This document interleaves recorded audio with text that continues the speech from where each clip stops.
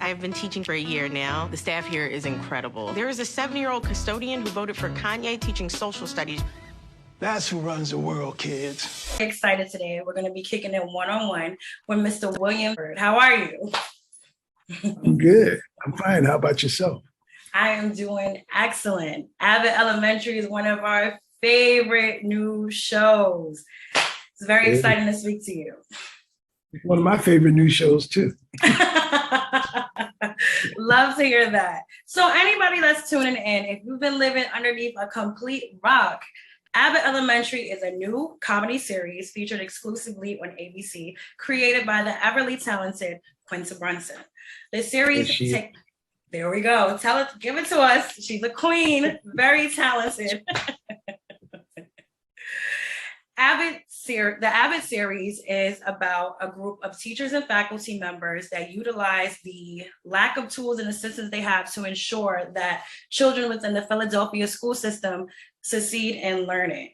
One of everybody's favorite characters from Twitter to Facebook to Instagram is the man himself, Mr. Johnson, who plays the school janitor, also the school counselor, the school electrician, and a substitute teacher, depending on the day of the week. Tell us, how does it feel to play this impactful role? This has been a dream come true. You know, this guy, he's a combination of a lot of characters I've played in the past. But the fact that, you know, at my age, we won't get into that part, but this guy, he's funny, he's smart, he's insightful, and he really cares. And I hope it shows up in the work, but I'm really loving every moment of it. I'm having a good time. Absolutely. So it's only been one season. We're entering the season 2 next month. You guys have a total of 7 Emmy nominations. You guys just came off of winning 4 HCA TV awards. Tell us, when you first received the script, what were your thoughts? Did you know things were going to get so explosive in this role for you as Mr. Johnson? In the pilot script,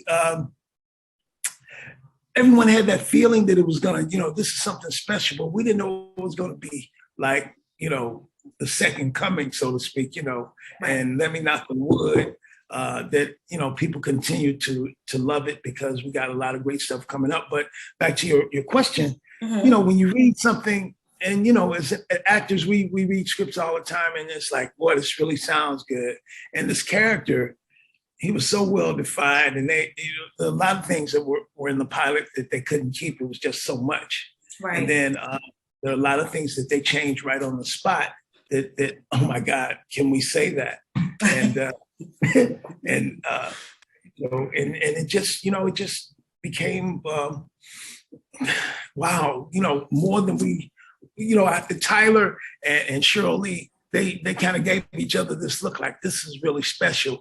My character, I was kind of like, okay, this is fun, this is special, but I didn't know it was going to take off like a jet. It's just been an unbelievable ride. Absolutely, I definitely agree. I feel like Mr. Johnson is like the perfect sprinkle on the top. So I'm a big, what did you say? I said he's a lot of fun. Absolutely. So I'm a big TV fan. From the interviews that I show into, I like to speak to actors and creatives that I feel are serious about their craft. I've been watching TV since I was 2, so I can tell when somebody's serious. So I feel personally, this is just my thought, I feel like actors are only able to connect to roles that they see a piece of themselves in. Do you see yourself in Mr. Johnson at all? I do. You know, and I'm glad you said that, because you have to loan a lot of yourself to the role. But I do see a lot of myself in Mr. Johnson. I mean, I did it. We went to an FYC event and they asked me, how did you come up with this character? I said, I'm doing my grandmother. You know, my paternal grandmother, she had a lot to do with raising me, and she was filterless. She had no filter at all, you know. And so I borrowed a lot from her in my own personal experiences, because I've taught class, I've taught acting classes. Oh, wow. And I've had And as Tyler said, anyone who's on the planet at some point in their life has had some type of connection to a teacher. Right. So I used all of those past experiences growing up to bring to Mr. Johnson and some of the janitors and security guards that I've seen in schools growing up. So I felt like I had a wealth of material or, to bring to the character. Right. I didn't know that the character was gonna, affect people the way that he's affected people.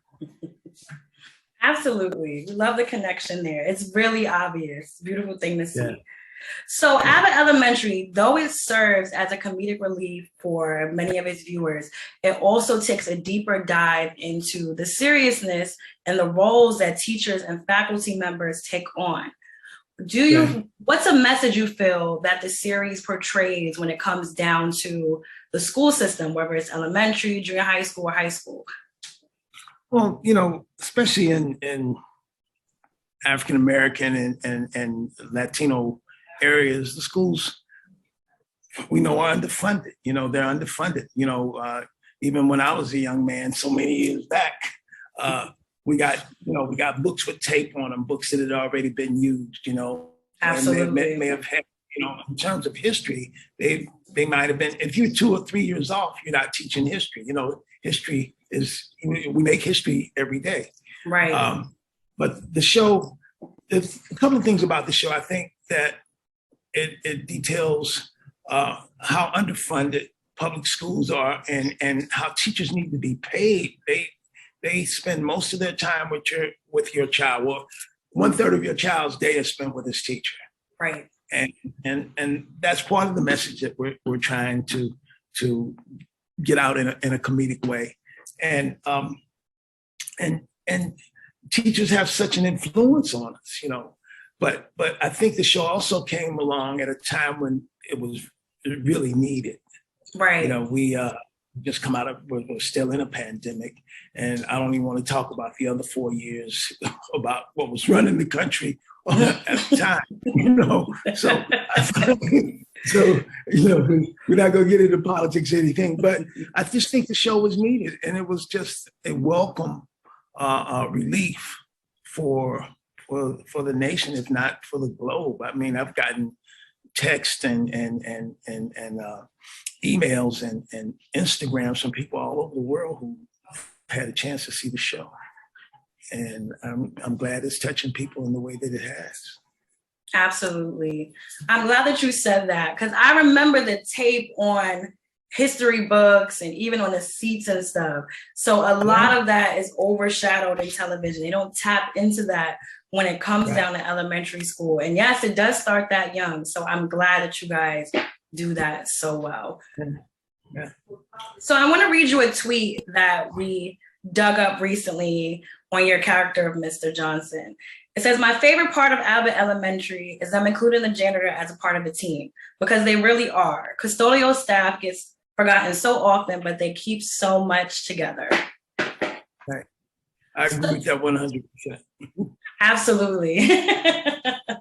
So exciting news that we were first to know about. You have been up to a series regular. Tell us, how did that feel, getting that news? It was, to be honest, I almost cried. I almost cried, My agents and the people at the studio, they've been working on it. They've been talking about it, but sometimes you're like, okay, let's talk, but they made it happen. Right. And everyone thought that I was a regular anyway. I get and tweets, especially my personal friends, and being a recur is close to being a regular. And because this guy recurred so many episodes, I mean, every episode except one, everyone took it for granted that he was a regular. Right. And I'm just so glad that they made him such an integral part of the show that they even considered me for that, and I'm very thankful for that. I mean, look at this is the best job in the world. It's the best job. I've worked a long time, and this is the best the most fun that I've had. And look who I get to come to work with every day. I get to come over with Quinta, and Cheryl, and Tyler, Chris, and Lisa, and the Queen Janelle. And I've not had, they're all queens, but I've never had a dull moment. I've always had a good time. Everyone is so supportive of one another. And it's just been a great team to work with. Absolutely. You could feel the love and dynamic with you guys. From the interviews you guys do, the red carpet is very, very obvious. Yeah, even with the crew, everyone, I've never worked. I worked on some decent shows, and we've had some good times, but I've never worked on anything where you feel the love, right? And you wanna. I can't wait to get there, Or I know when we rapped last year, it was like going home from summer camp, it's like, oh my God, this has been such a lovely experience, Absolutely. So we're going to tap into some fan questions. You are such a major veteran in the industry with over 27 years in the entertainment industry. And we all know how rough it can get beyond the lights and the cameras. So one of the questions our followers had is, what is some advice you have for anyone in the entertainment industry that is frustrated waiting for their big break? Don't quit. Don't give up. Keep doing the work. It's only about the work. All the stuff about the awards and all this other stuff, that's just kind of the fluff, Right. The work is the only thing that's important. Keep doing the work and keep investing in your craft. Right. And don't quit. Sound words of advice. Big gems. Yeah. Another question is, the entertainment business is extremely small for Black creatives and also has an unwritten rule of how folks should look based on race, gender, and age. Have you ever shied away from any opportunity because of these things? Yeah, not shied away. There's certain things that I won't do. I won't do anything that's going to be degrading to my people. Love that. I won't do anything, that I won't do any buffoonery, and I've been asked to do that, and the hardest word, but the strongest word you can say in Hollywood is no. A lot of people don't want to say no, because they may not like me, they may not hire me, they may not call me back in, but you have to stand your ground and say, and have principles. When I teach class, when I was teaching class on a regular basis, I would ask a lot of questions, and some of the questions I would ask just to see where an actor's head is. I'd ask them what they do theater. And if they said no, I'd kind of in a very tactful way say that maybe this is not the class for you. Right. Because theater is the foundation of what we do. And then another question I'd ask both men and women was about nudity. Would you do nudity? And it's the way that they would answer. If they didn't think about the question and automatically say yes or no, that means that they didn't think about it. Then think about it, the context, that means that you would do anything, and as I say, you'll fall for anything, You just have to understand that no is the strongest word you can say, and no one's gonna not hire you because you said no. In fact, you'll probably get their respect. Right. And I hope I'm answering the question that you asked. I just think that people think that acting is just not just that anyone can do it, but that it's kind of anything goes. Right. And it's not, if you're a doctor, a lawyer, a teacher, whatever, it's not anything goes. This is a principle for most people. There's some people that don't have principles and that will do anything. Right. But I think if you stand your ground about things that you will and will not do, like I said, I won't do buffoonery. I won't do anything that's going to be not only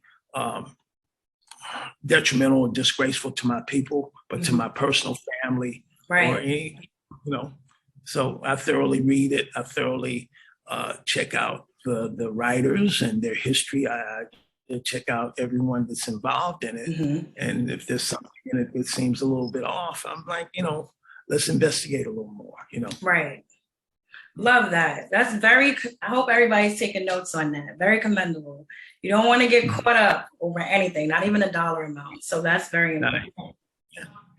Yeah. What is something that you know now that you would have told yourself at the beginning of your career?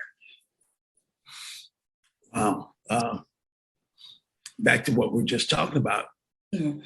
It's a journey, and as they say, the journey of 1,000 miles begins with the first step. You got to take the first step, and you got to take the second step. Don't quit. I would stand down and say, look, man, this is going to be a long journey. It's going to be a fun journey. There's going to be some lean days. There's going to be days that your lights get cut off. Felt that. There's going to be days that you're eating top ramen for a month, But if this is what you really love to do, don't let any of that stop you. Right. Keep on and learn your craft. Find a good workshop, find a good school, find other actors that are better than you that you can work with, and really, really put everything you can into your craft and do something every day for your craft. Being an actor, it's not like any other job. And I don't even like to call it a job. Being an actor is like being in a race of people. Right. Everything you do on a daily basis has to do with your craft, what you eat, especially if you're a woman, they get on me if I'm in the sun too long, bald, look at your head is on your face. What did you do? Everything about the way that you live, it has to do, and put something into your craft every day. It is nothing but, well, we don't do that anymore. I used to tell men, did you staple your pictures today? You put your resume in, do something every day for your craft, even if it's the smallest thing, because that is investing. That's putting money in the bank. Definitely. Another gem. What's in store for Mr. Johnson in season 2? If I tell you, they might. Just give us a little something, not too much. So he's a lot of fun. I think that you're gonna see more about how much he cares about what he does. He cares about the kids at the school, and he reminds me of a janitor at the first grade school I went to, Quinta Brunson, back in St. Louis. Mr. Glover. Mr. Glover. He knew all the parents. He shoveled snow. He walked kids to their cars, or walk them to the crosswalk, make sure they got across the street safely, So I think you'll see a lot of those type of things with Mr. Johnson. And, he's very no nonsense, so he don't take no stuff from anybody. Last question. What's one word you would use to describe your fans? Love. Love. I get so much love from the fans. I get all types of just compliments about the character. When they see us at in our civilian situations, like at awards and stuff, we get so many compliments, and I'm hoping that we live up to their expectations. Absolutely. The show has been such a hit, and we don't want to disappoint the fans. We love the fans, and they've been so wonderful and so generous to us. Absolutely. Thank you so much for kicking it one-on-one with us. We refer to our audience as cousins. So after every interview, we make sure we let every major celebrity know that you have a forever cousin in us, that we are forever rooting for you in everything that you do. And thank you so much. Cousins, be sure to tap into season 2 of Abbott Elementary, hitting your TV screen on ABC Network as well as Hulu on September 21st. Thank you. You are amazing. And we love Mr. Johnson. Super happy for you. Thank you, cuz. We'll be cousins from now on. Thank you so much for having me. Absolutely. You have a good one. You too. Okay, bye-bye. Make some noise! Yeah. I'm gonna make this basketball disappear. Ta-da! I love field trips. I get to do Mr. Johnson's day off.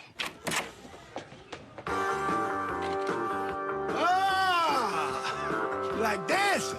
This dance is called the Vac It Up. I heard it's going viral. Stream all episodes of Abbott Elementary now on HULU.